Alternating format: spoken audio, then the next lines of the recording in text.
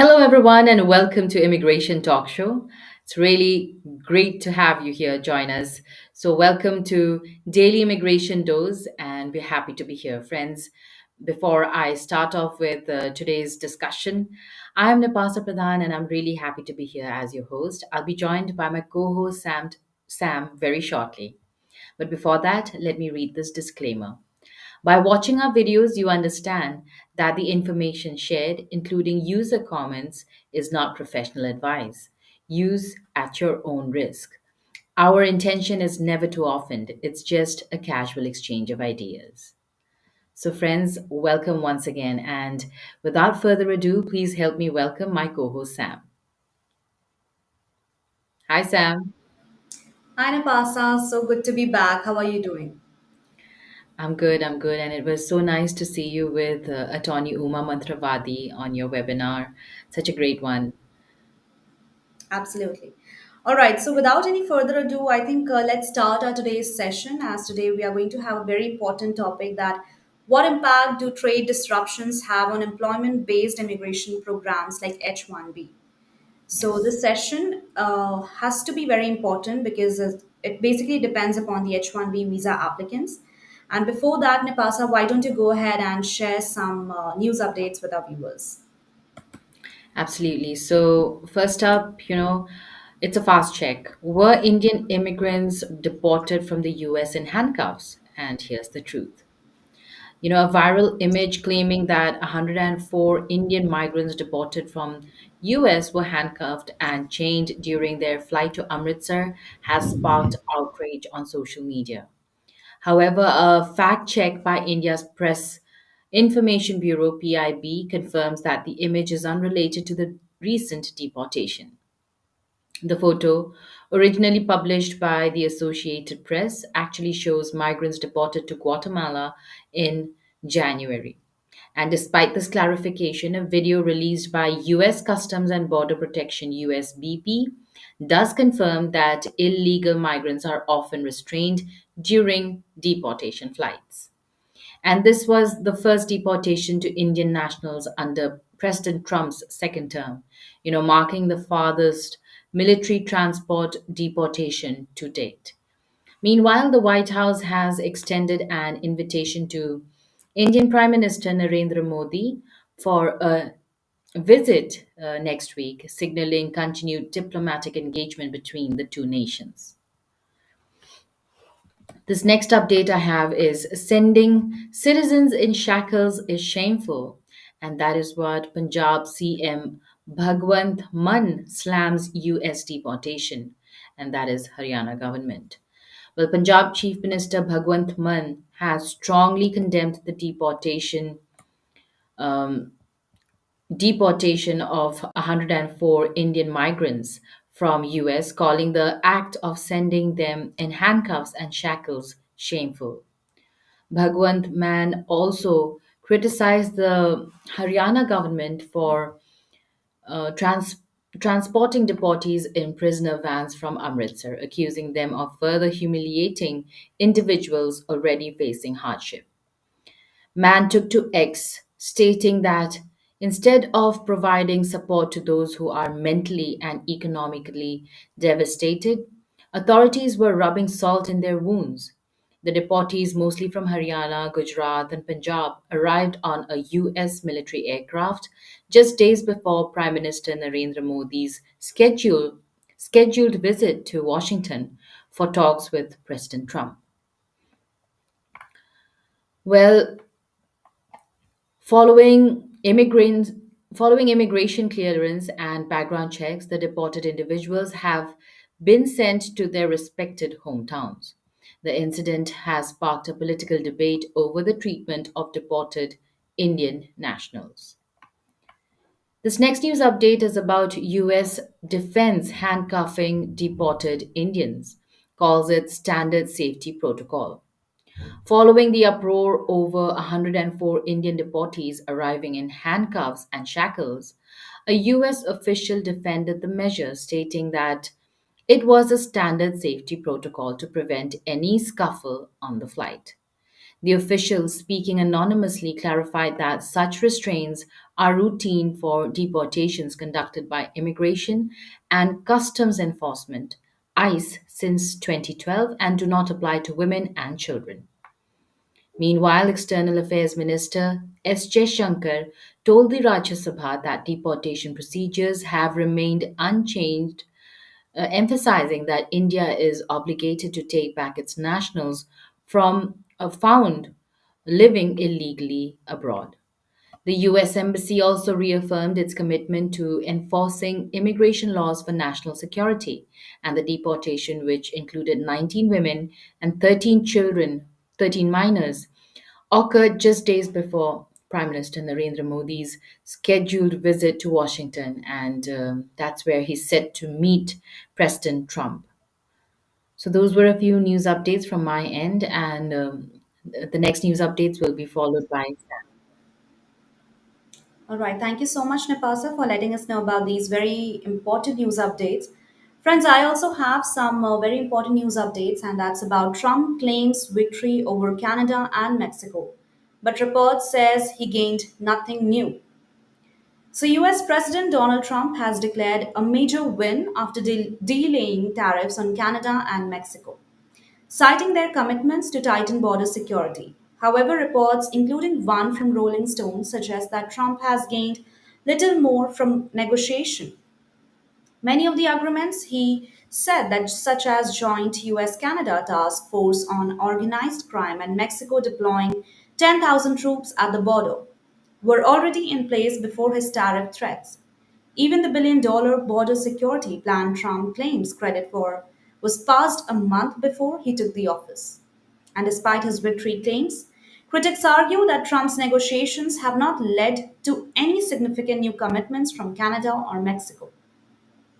Next news update is very important as it says that deadly border crossings, one dies, 15 arrested trying to enter Canada from US. Canadian authorities have reported the death of one person and the arrest of 15 others attempting to cross into Canada from US in three separate incidents over recent weeks. The Royal Canadian Mounted Police RCMP confirmed that those arrested were of different nationalities and were unprepared for the extreme winter condition. In the latest incident, a US citizen attempting to flee from authorities at the port of entry in Alberta died of a self inflicted gunshot wound. Other arrested occurred near Coates and Manitoba, where migrants were found braving temperatures as low as minus 30 degrees Celsius without even proper winter clothing. The crackdown follows US President Donald Trump's renewed demands for stricter border control, as Canadian Prime Minister recently negotiated a temporary suspension of US tariffs after pledging to enhance border security and also combat organized crime and fentanyl smuggling. Authorities have since ramped up surveillance using advanced technology to monitor illegal crossings. So, this time we can see regarding the illegal borders, everyone is very cautious, everyone is very serious about it. And that too, everywhere we have been seeing, not only in terms of Indian illegal immigrants, but also Mexico, Canada, China, Colombia, everywhere. But friends, these were some of the news updates from my and Napasa's end. And moving ahead, I think let's directly jump into our today's topic of discussion, and that's what impact do trade disruptions have on employment-based immigration programs like H-1B? So I think, friends, this topic is really important, and you can also join us on the given number that is 4366335 with the access code 988888. So make sure to dial this number and join us on this conversation. And let's have a very informative and very fruitful discussion on this topic. So I think, friends, today the topic, as we already said, about the trade disruption. So let me clear out what actually trade disruption is. Trade disruption is basically happen when countries change the rules for buying and selling the products. Currently, we are seeing there's a trade tension going between US, Canada, US, Mexico, and also US and China. There are different tariffs that US has been implemented in these three particular countries. We have been seeing in US China there is almost 10% tariff. In US Mexico, the tariff is currently on hold, but they may implement 25% tariff on Mexico and on Canada. So these are certain conditions and certain rules that is being implemented by US in terms of trade disruption. So how this is going to affect the H-1B workers, how the business will be in China, in Mexico, in Canada, and also in US. We are going to talk about all these things in today's discussion. So make sure to watch this session till the end, as we are going to have very informative insights and very important pointers in this session. So, Nabasa, why don't you go ahead and tell us something about this topic? Well, it's a very, very crucial issue, and it's really having its effect on thousands of skilled workers, businesses also, and even the broader economy as a whole. And as you've already mentioned, that it's buying and selling, and when do we not? Everything every day is bought and sold. You can say, by people. People are trading every day, and right from the morning, maybe it could be the morning coffee to dinner date, or even like getting a dessert. Everything is bought. So that is why it's such a very important part and parcel of our lives. So yes, but apart from that, on a broader picture, what impact do trade disruptions have on employment-based immigration programs like H-1B? Well, the global economy has really witnessed, numerous trade disputes as well, from tariffs and supply chain disruptions to stricter visa policies as well. And these trade issues, don't just impact businesses, they directly affect employment. They affect employment based immigration. And that's why even the programs, each of them is related to. And then if you talk about employment based, H-1B always comes first, right? And today we are going to really talk further about how trade tensions, economic uncertainty, and even policy shifts have impacted these H-1B workers, employers, and even the future of skilled immigration in US. Mhm. Absolutely. So, to add to some, maybe, oh, yes, Sam, sorry. No, I was just saying that absolutely these are the things, and that's very effective. Especially, if we talk about trade disruption, then it can happen in different ways. Like there can be trade war, there can be tariffs, there can be natural disaster. So due to these three things, there will be a creation. There is a creation of trade disruption between those two countries. And currently, we have been seeing that how US and China, they both having that trade war thing between them, and both the That's countries are economically great. I mean, they are a superpower country. They are greatest in terms of economic, in terms of trade, and still they both are having those trade war between them. So there's a lot of yes, worry also, not in terms of China, but also in terms of Mexico and Canada. And Canada, especially, there are so many H-1B workers over there. So how they are going to get affected with this? I think Nipasa, directly jumping into our today's question, like what impact they are going to have, especially regarding this trade disruption. So, firstly, I well, think the H-1B yeah. workers are really going to lose their jobs because if there won't be any, I would say, a good relation towards trading system, then what the country is going to get benefit regarding the business, regarding the products, regarding what the consumers are going to buy. And if there is no selling, if there's no buying, if there's no products, okay, no production, then then no company is going to hire any skilled worker. And H-1B visa applicants are mostly regarding to to hire highly skilled workers. And there's a lot, to invest, because if a US company is hiring a H-1B visa applicant, they have to look everything, their process, their visa application, their coming and going journey, their flight tickets, everything. It's so costly. They can't afford that much if the business is in loss. And I think this is going to be effective a lot regarding the H-1B visa applicants. They may lose their job. They may not get good salary because first thing first, if any company goes down, if any company's uh, losses, then they directly try to cut off by, I would say, terminate, Reducing their employees. They reducing. do a lot of layoffs, that's what they That's do. what exactly, and that's how they can save their money. Because most of their money, most of their profits are going in terms of tariff. They're not earning anything. They are just selling those things, and they're just I mean, losing their money. They are not having any financial benefit of that thing. So this is how the H-1B visa applicants might suffer if there's a trade disruption between those two countries. So that's what it is. Right, right. And the supply chain, I mean, it definitely affects it. And you know what?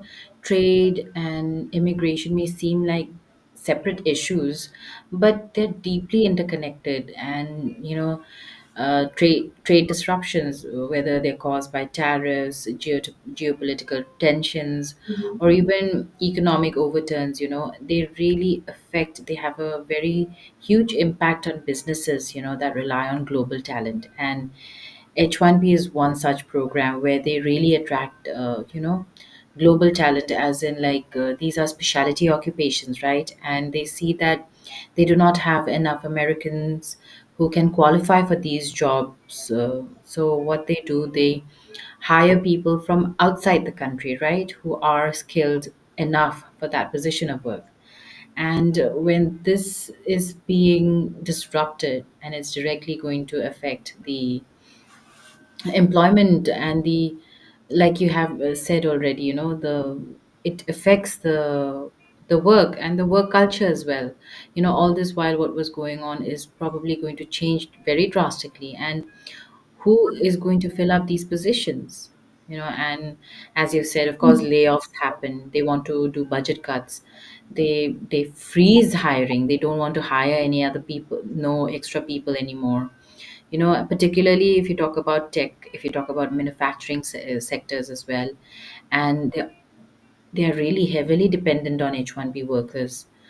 So, yes, and whenever any businesses struggle, their ability to sponsor H-1B workers is directly impacted, and we've seen that in recent years as well. Companies reduce H-1B hiring due to economic uncertainty, and they make it harder for foreign professionals also to secure jobs in the US.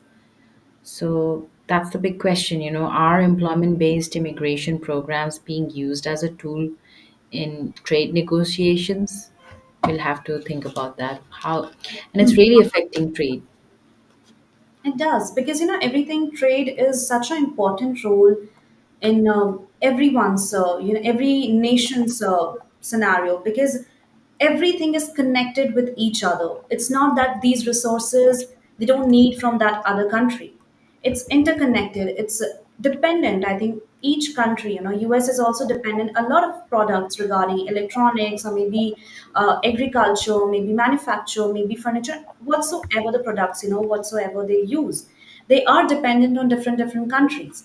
And this may happen in a good way because if looking at the history also, then US had have this removing the income tax system and implementing the tariffs.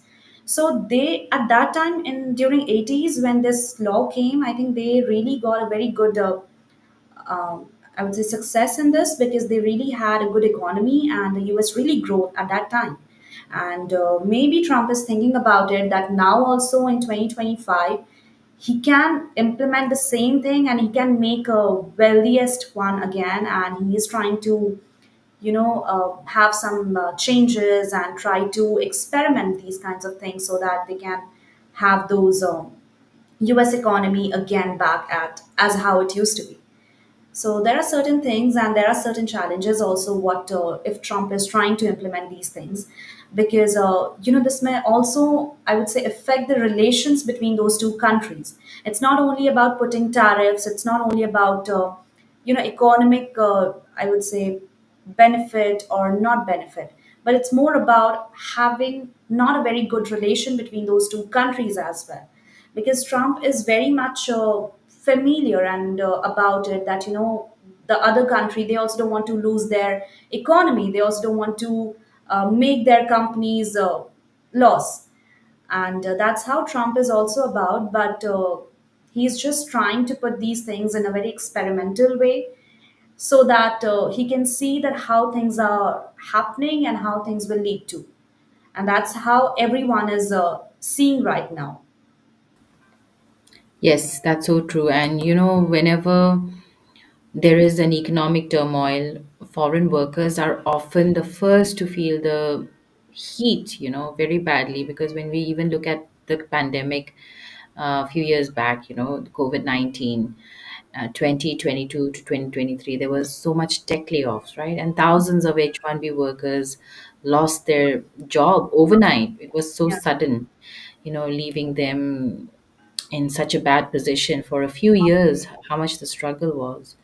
I mean, there was, of course, we were losing lives because of the pandemic. I mean, because of the virus, COVID-19, but also there were so many people who took their own lives because they couldn't deal with the, you know, the depression that they were going through, and it was mainly caused by, financial problems, the economy as a whole. So, yes, they are not able to even find new employment within the 60-day grace period when if you go back and talk about that. And of course, trade disruptions often also lead to higher operational costs for companies, causing them to cut jobs, maybe even shut down their offices, just because they have to pay so much rent.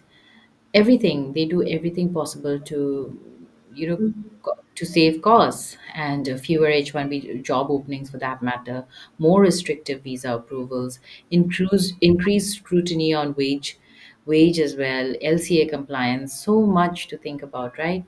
And everything is affected, and with layoffs and hiring freezes become more frequent. And what if that happens again, what's going to happen to H-1B program? Because it's still a very reliable pathway, for skilled workers, and if it also becomes too unpredictable, then it's really a, I don't know what's going to happen.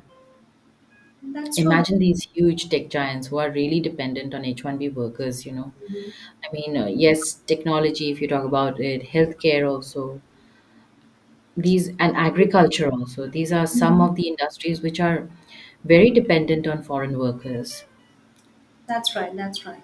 But you know what? I think, according to Trump, he is trying to have, I mean, he's trying to be more independent regarding the businesses so that he is trying to manufacture more and more US based products, right? He is not willing to I mean, buy products from outside the countries or maybe different countries. He is trying to increase the selling, increase the manufacture and the production of its own country.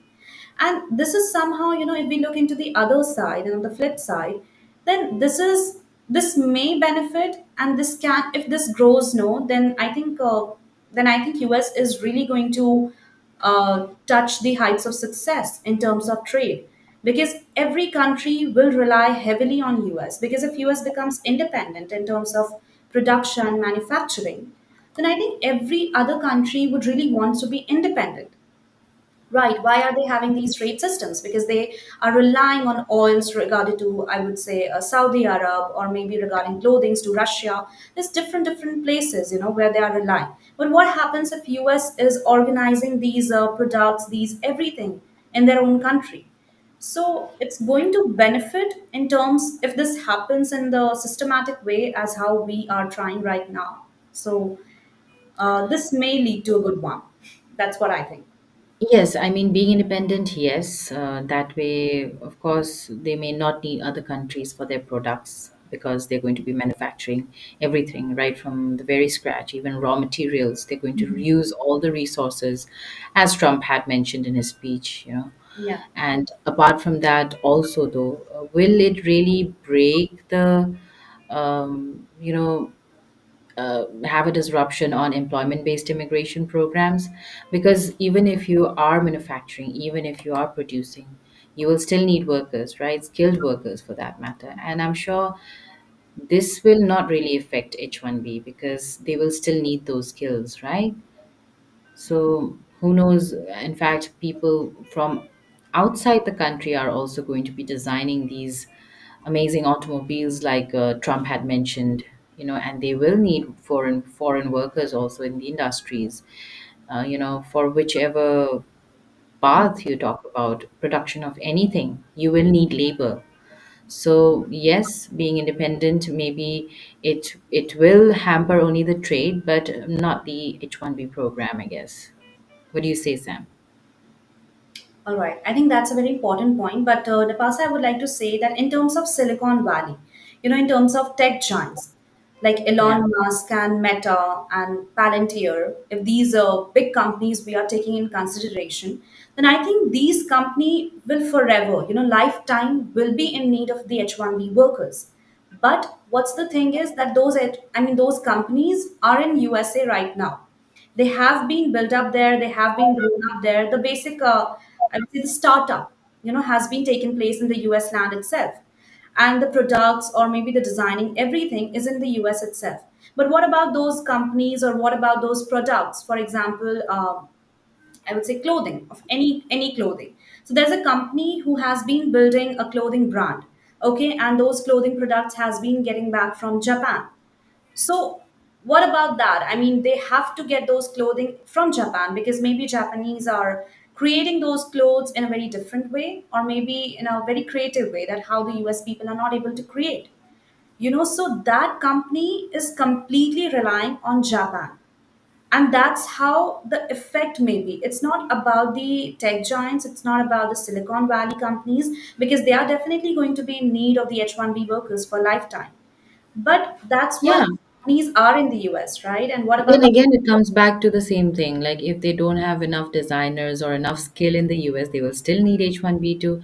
I mean, they may ask these Japanese companies to come build a small part of their business here in US, maybe, who knows? that may be if they're thinking Yeah. about it. And they may just, bring them in H-1B so that they can come to the US and help out with the production of just how they want it. They may do that, but still that's what only US, I mean government is not willing to do that. They are trying to make their people only highly Yeah, skilled. they're going to train. That's what I hear. So it's still early to say, Yeah, but they don't want of to course, I mean, the depend on impact of anyone. trade is going to be huge on H-1B as well. Everything, I think, because we need skilled workers, and let's see what's the plan of our president. I mean, from what I see, he's definitely trying to reduce the population, living in America. Deporting is one such huge program which he's Yeah. already started. Yeah. So maybe he's trying to reduce population so that he will be able to cater to each and everyone independently. I think if that's the case, then I think there's no problem and there's no harm in that. Because that's what he has been saying that he's going to deport the illegal immigrants and he will focus more on the legal ones. And if he's trying Right. to skill them more and trying to make them a better one, not only in terms of, I mean, everywhere, in terms of working, then I think that's the best thing that any president should look upon it. Because he is looking to buy Americans, hire Americans, grow Americans. That's what he said in his latest speech as well. So Yeah. it's really going to benefit Americans. I'm not very much sure about the other countries, but for Americans, definitely, is going to be very much beneficial in terms of work as well. And yeah, I think that's all. Yes, yes. And also it's having an impact, having an effect, because if you look at the global perspective also, because we hear that skilled workers are also choosing Canada or other countries over the US just because of all these Yeah. visa complications that they have to face every now and then, making them so uncertain what is going to happen if they go to the US. Mhm. So, yes, of course, US has been one of the top destinations for skilled immigrants, but it's being challenged definitely. So now the other countries could be Canada, Australia, Germany as well. And I mean, consider Canada's approach, during the time. I mean, it's really, really affecting, and it has led to a major shift as well, Sam. And of course, many tech professionals are also opting for Canada's friendlier policies over US's H-1B system. And we also see reports that many H-1B workers who lost jobs in the US relocated to Canada also instead of returning home. Mhm. So, of course, trade tensions continue to disrupt US business and also create instability of H-1B workers as well. But will the US really continue to attract top talent? I think that's the big question. That's right. But yes, before I still before we continue chatting, Sam, I would really ask folks out there to check us out. We are Immigration Talk Show, and do subscribe to our YouTube channel. Hit the bell icon so that whenever we have discussions like these, you are also notified and you can join us. And apart from that, you can join us on call as well. I'll just quickly say hello to Skyville, Bishnu, Anjali. Thank you so much for joining us. And Skyville says, hello there, I'm back again with my H2B, H2A questions. Hi, good to see you. Thank you so much for joining us. As Kenyans, do we stand a chance of employment this year and get absorbed in the program? Or there is a chance of President Trump returning the list back? Well, it's still early to say, but I would ask you to join us when we have an immigration attorney join us, in a webinar with us, so that you will have the answers directly from the experts. And so, once again, I would like to tell you to, subscribe to us and hit the bell icon so that you will be notified when we have webinars. But yes, I think depending on which H2B you say from Kenya. So, yeah, I think it's still early to say because from what we are seeing with President Trump, he's pretty busy, pretty busy trying to sort things out with Mhm. these new executive policies he's signing and making sure that each of them is being, you know, properly executed as well in the field. So, yeah, I think thank you so much, Skyville, but I don't have so much to say because I'm not an expert myself. And I would really suggest you to come join us again when we have an immigration attorney. But thank you so much. And why don't you join us on call? It'll be really nice to get to know more about you. So you can dial this number 425-436-6335, and the access code is 988-888. But for now, friends, I think we'll just go for a short break. So, folks out there, don't go anywhere. We'll be right back on Immigration Talk Show.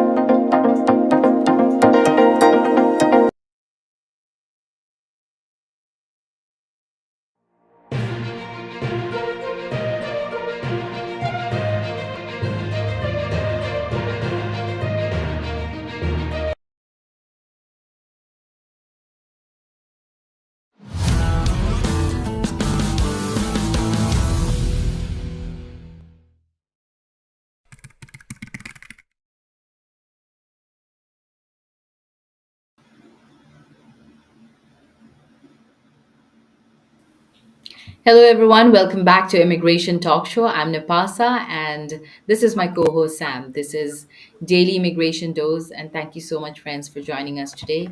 We have been discussing about what impact do trade disruptions have on employment based immigration programs like H-1B. And so far, it's been a great discussion. And we also have, you know, viewers join us. Skyville, we just read your comment, and I wish I could give you better answers, but do keep joining us. Check us out. And Vishnu, Anjali, I think we should just read out more Yeah, comments. sure. Sam, yeah. Okay, so I can see Vishnu's comment, and he's saying that Naren Bakshi, a Silicon Valley serial entrepreneur, says that despite recent rhetoric by President Trump, America continues to be a nation of immigrants and that it needs immigrants. Until quite recently, 95% of avenues for immigrants from India to come to the US were legal. I think absolutely that's a very important point, Vishnu, and thank you so much, first of all, joining here. And as you said about the Silicon Valley, and despite recent rhetoric by Trump, I think America is continuing to be a nation of immigrants, and it will be forever. Doesn't matter what the situation is or how many deportation takes place, but it's a land of immigrants. It's definitely going to be, and I don't think that any H-1B worker in America should look for any. I would say there won't be any problem regarding their working in the US because they'll definitely be hiring, and that's what they want, to hire highly skilled workers from all over the world, and that's what America will do always. So I don't think H-1B workers, regarding this, they have to be worried about it, and regarding the immigrants also, they don't have to be worried. But definitely regarding the illegal immigrants, I think there's no more space now because Trump is really going to be take these things very seriously, and he's not going to tolerate in these during his Trump era especially. Yes, you had your chance before Trump joined office to get your status, correct.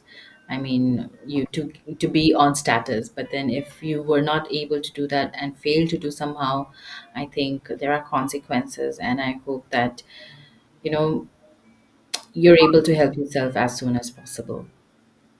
That's right. Let's take Anjali's one.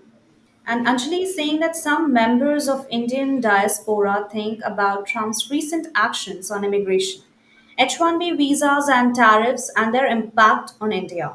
In the next 2 to 3 months, there will be a purposeful disruptions.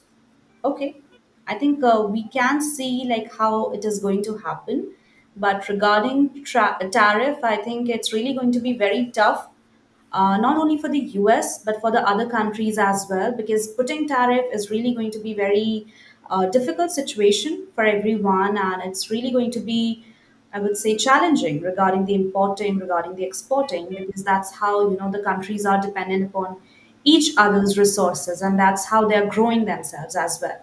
It's not only about the food or the agriculture, it's everything, even if the car production, even if the paper, even if the clothes, even if the food. So there are so many things that what country is dependent upon each other's resources. And putting tariff is really going to be a very hard time, very tough time for everyone. But let's see what happens and let's see how it comes to an end.